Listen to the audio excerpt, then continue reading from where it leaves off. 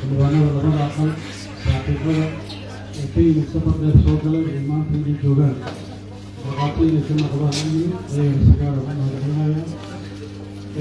waxaan rabaa halkan inaan ka qaado laba kelmadood, mid aniga igu saabsan iyo mid ragga soo socda hadda banaanka taaga soo geli doona ku saabsan.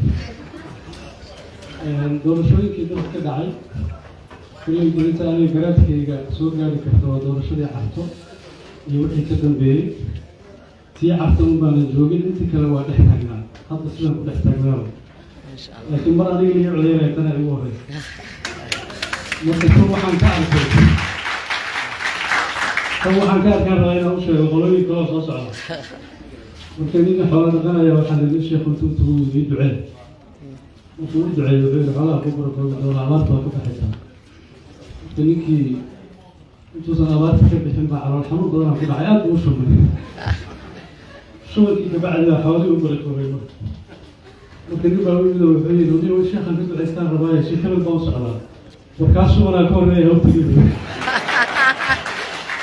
marka doorasho dadban shuban baa ka horreeya.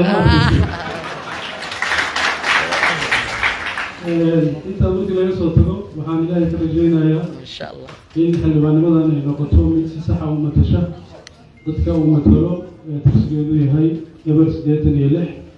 wuxuu noqon doonaa mid matalo beledweyne, wuxuu noqon doonaa mid matalo hiiraan, wuxuu noqon doonaa mid matalo hirshabeelle, wuxuu noqon doonaa mid matalo soomaaliya.